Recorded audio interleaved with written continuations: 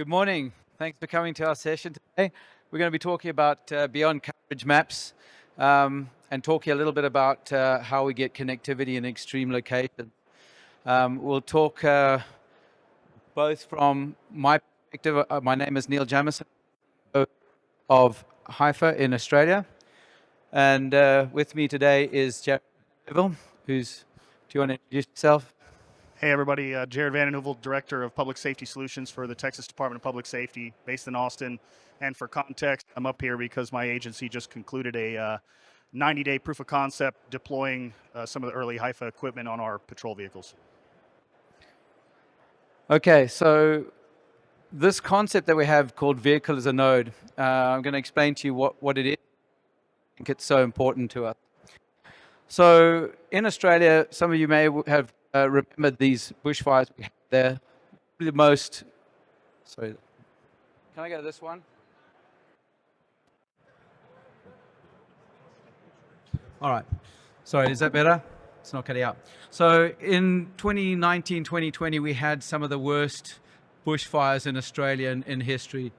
And the statistics speak for themselves. 5.4 million hectares burnt. It's about 13 million acres of land. Everything was destroyed and obliterated in that area. Every terrestrial communications tower, LMR radio tower, every power pole was gone. We even deployed cows at the time, and they got burned over because we couldn't move them quick enough. So essentially, we were limited to fighting a fire of that magnitude with simplex radio in the fireground. We did have some satellite that was deployed on a mobility basis, and that was the only thing that did work for some of those crews that got them. We had a royal commission as a subsequent to the event, and they determined that every fire truck in the state would have a satellite connectivity so that this never ever occurred again. So that was important for us, and in the early days we put some geostationary type satellites, mobility units on those vehicles, and of course as time evolved we went to Starlink and other capabilities with bonded cellular, and in particular this vehicle as a node concept. The reason that we deployed the vehicle as a node to these agencies was because essentially, we had to find a way to bond multiple bearers or multiple carriers together. We integrated the LEO, which is the Starlink, which is a great option. Low power, low latency, high bandwidth, and fairly low cost. With some cellular carriers. Normally, it would be one cellular carrier. We've had some that have pulled multiple. We love the option of eSIMs. Our carriers in Australia don't like them much, but it's very easy to deploy eSIMs across your fleet as well. But essentially what this did was it gave every vehicle a IP-based connectivity that was pretty much unbreakable. It had the resiliency of satellite, it had the capability of utilizing your cellular carriers where they were available, bonding that together into a single connection. And extending your network, so essentially the vehicle was the network and the gateway, and it went everywhere you went. One of the challenges was obviously how do we connect from that vehicle to the user equipment when we dismounted. So a lot of our firefighters, EMS, and even law enforcement were wanting to dismount quite some way away from the vehicle and still have connectivity. So we explored a lot of mesh type technologies to interlink those. And what we found is they started to interlink the mesh between the vehicles. So we started to see vehicles meshing with vehicles, not necessarily just for the dismounted perspective. And that was really cool because when we had a vehicle that was obstructed and they had no cellular, their satellites obstructed, it could hop and find another gateway on another vehicle that had a satellite connection and utilize that. So when we started deploying these, we learned a lot of lessons, and I think these lessons are very important for us to understand because scaling the fleets to the extent that we intended to scale. In one agency, we're busy installing 5,000 fire trucks in a single fleet with Starlink and vehicle as a node. And some of the lessons we learned when we're doing that is how challenging it was to install this collection of products, whether it's a modem, power systems, a Starlink, into a vehicle. We had to take the vehicle off the road. It's out of service for a long time, drop the roof lining, punch holes through the roof, run copious amounts of cables. I think, cellular routers, like between 5 and 7 cables these days. So you multiply that out with all these components and you can understand how challenging that becomes. And it just slowed everything down to a point where it wasn't very viable to deploy these large fleets with this communication technology. Also, the real estate, finding places in some of these vehicles was very difficult because they had so much gear in them, and trying to cable between the boxes and the vehicles was difficult. The support element we found was difficult from a perspective of, oh, we've got a problem. Well, which box is it? And we've now got to analyze it down to one box that we're going to pull out and replace or try and manage versus a single unit. Power management, I don't think people give enough thought these days to power management, especially on vehicle platforms. We've got so many things going on these vehicles, chewing so much power, and we need to be intelligent about how we manage that power.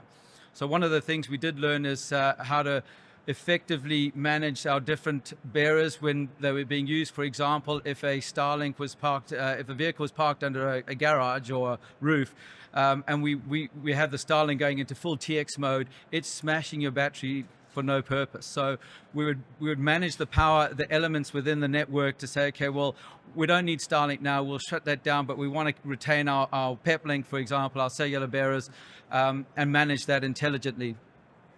So those were key lessons. And what we did is we took it and we put it all into one simple unit. And this was because we found a way to deploy this vehicle, this unit onto a vehicle and just add power. So it went onto the roof of the vehicle. It had its a PepLink cellular router. It has the antennas included in there. It has the Starlink. So it was a very efficient way of deploying this to the fleet.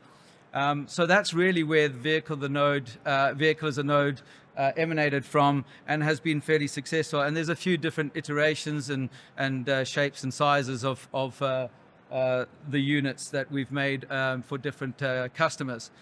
So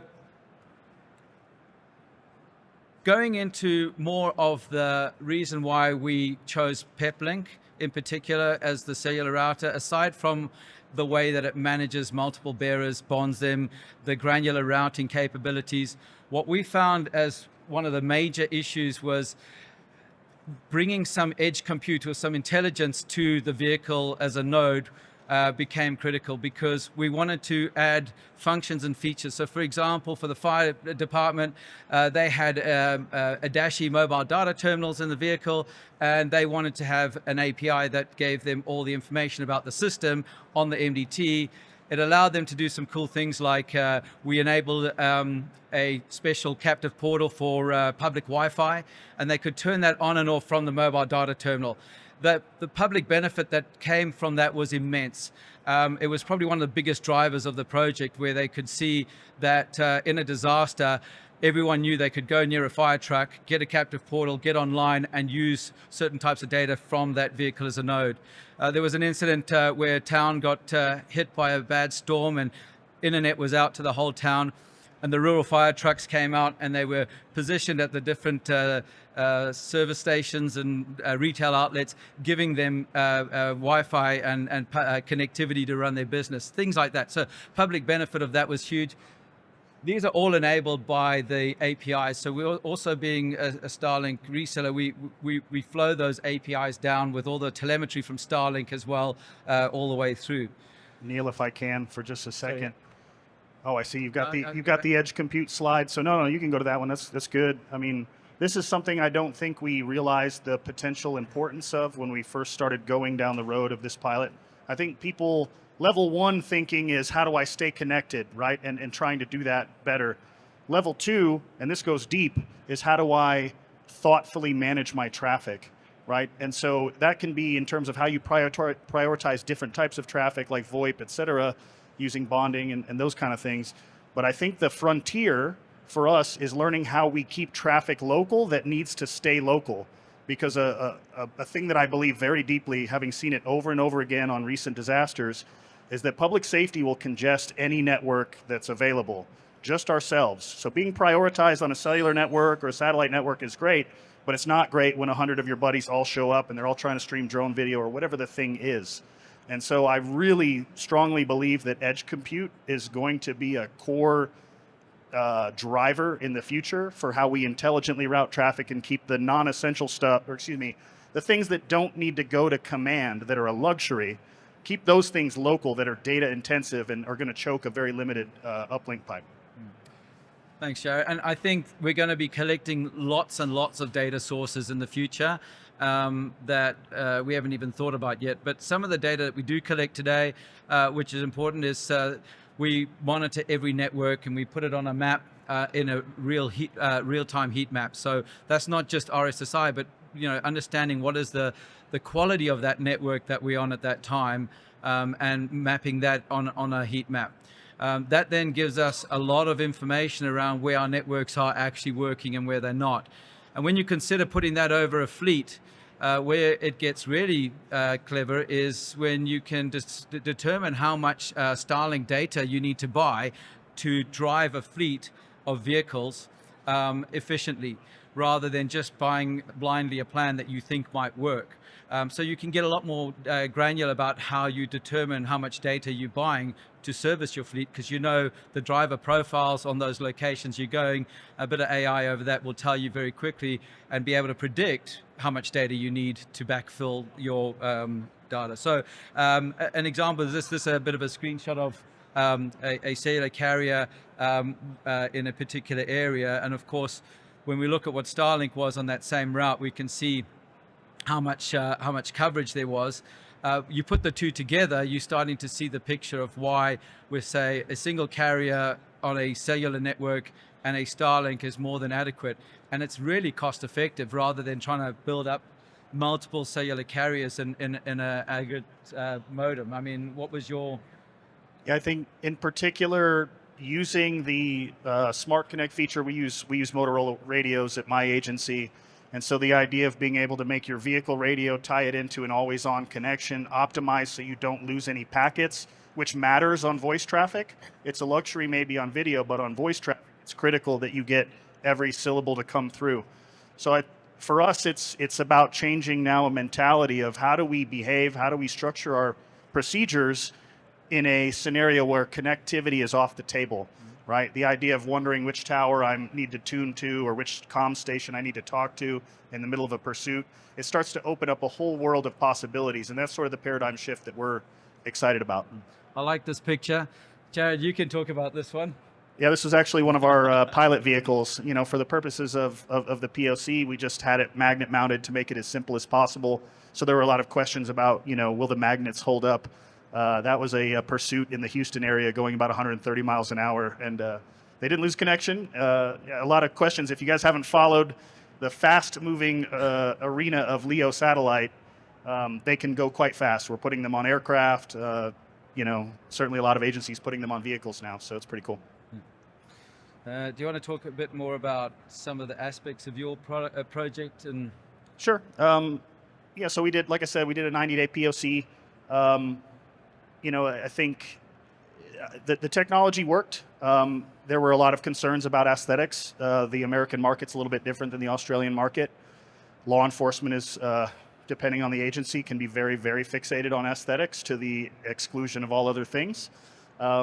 So, giving that feedback to the Hypha team and to others that have inquired about this, we really need a more slimmed down profile to kind of fit what's aesthetically acceptable here. And but yeah, as you see, we ran it in black, we ran it in white. We actually, I don't think we have a picture of it, but one of the vehicles, just for fun, we put a wheel and light strip in the back and tied that into the integrated light controller so that it would work with all the rest of the lights and hopefully minimize some of the concerns during the POC for light bar obstruction. Okay, yeah, this was kind of our aha slide. And we didn't plan this. We had a group of some technology forward-thinking troopers in our POC, and this is where the vehicle as a node thing really crystallized for us. Because if you didn't know, satellite is becoming very affordable, right? If you haven't been following this market, it's becoming very attainable. And so the idea of outfitting a vehicle at scale is no longer far-fetched. And so we can now take connectivity potentially off the table at the car, but what about when we get out of the car? How do we extend that last mile coverage as absolutely far as we possibly can? Now, in this particular case, and I don't make any guarantees of range, this was a pretty good day, clear line of sight. I don't know if you can see, but that's the car right there. That's the unit. This guy's nearly a quarter mile away. He got to a quarter mile before it actually dropped and was still getting 19 megs downlink. I don't know what the uplink was, over Wi-Fi to his state-issued cell phone in an area with no cell coverage. So we got pretty excited about the potential for this to provide life-saving tether of coverage to a smart radio, to a smartphone, to a smart body cam. And I think a lot of that is probably credited with the decision to keep the devices co-located, reduce loss over antenna. So we were ecstatic about this, and now I can't unsee it, right? I've seen that, and now I want that, and I want more. How do we continue to extend that range out? That was what really crystallized it for us. I think that was it. So yeah, having those great antennas on the roof at height with no cable loss makes an incredible amount of difference. So again, just really playing to the vehicle as a node, all in one, single device. The last point I'd make is support-wise, going back to that, is it's a single SKU. It's one product. It's not multiple boxes in a vehicle that you've got to try and support. So if we can't manage it remotely, it's just swap that, put another one on, click and go. You're not taking your vehicle off the road. You're not trying to work out which box is faulty, which one to replace, no rewiring. So there's a lot to love about, the simplicity of just putting the box on the roof and going. I don't know if we've got time for any questions.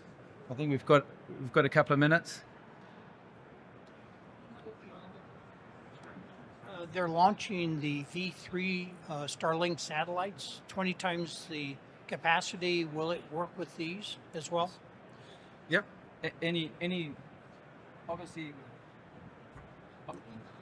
Obviously, we're using the Starlink Mini and a lot of these mobility ones. The Rural Fire project, they actually had the high performance dish on it, which we deployed on that.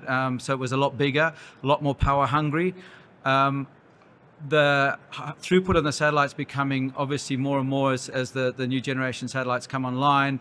The Starlink Mini performs, so well in a mobile environment, and it's so power efficient. It would be hard not to continue down that path with a smaller footprint rather than the bigger devices. But if you wanted a command control vehicle that wanted a bigger device, there are units for that as well.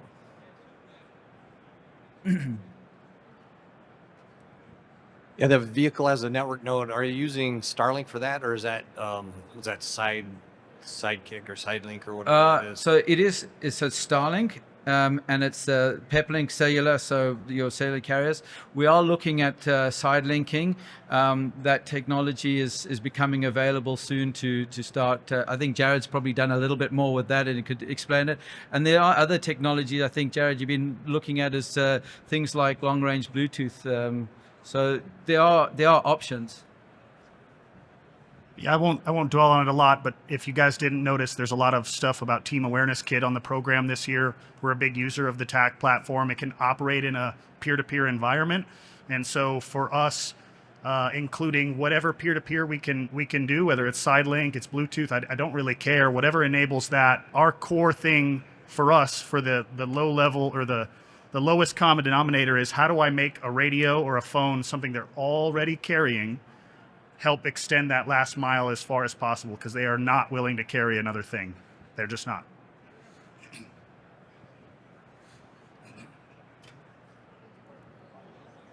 It's a different application, but I was just curious if it's on the roadmap about maybe like a pole top application for like an IoT expansion. Yep.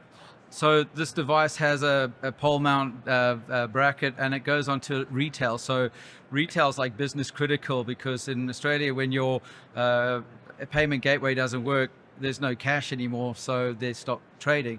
So we're doing a lot of retail. So it can be applied to pretty much anything.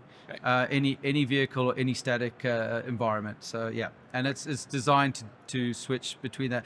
We see a lot of people that actually take it. They have a Pelican case version. They put it on a pole and a fixed side, and then they want to put it on a vehicle, and they can just put the mag mounts on and go. So the same unit will be deployable across any of those scenarios. Okay. Well, thank you.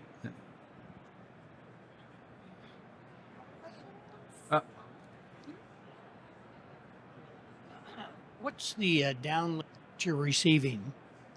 How many megabits are you getting normally with this device? Is it different than the Mini that they sell in the stores?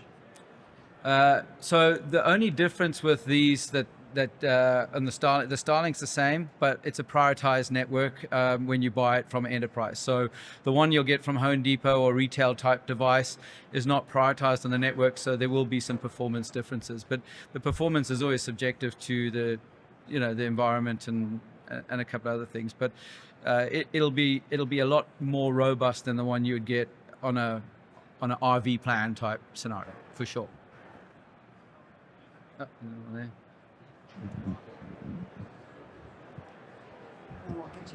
Yeah, can you do mission critical push to talk or MCX with the Starlink?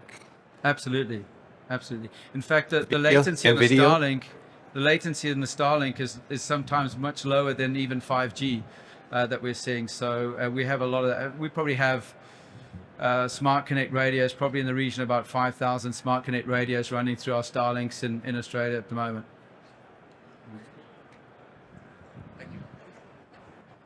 Yeah, I mean,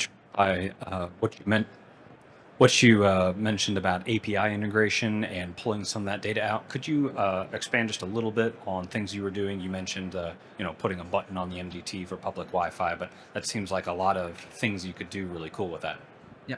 So having the ability to put Docker containers into the peplink, so we can image and load something directly into the peplink that allow us to, whether it's your application or ours, we have an API that allows you to do quite a lot of different things. If you want to come to the booth, we can have a more in-depth discussion on that. We can't have time to do it here, but it'll allow you to pull telemetry data, receive data and for the heat mapping, power management systems. There's a whole lot of things that are running in there, and we can talk about the APIs that are available. Yeah. All right, I think we're out of time, but thank you very much for attending. Appreciate it.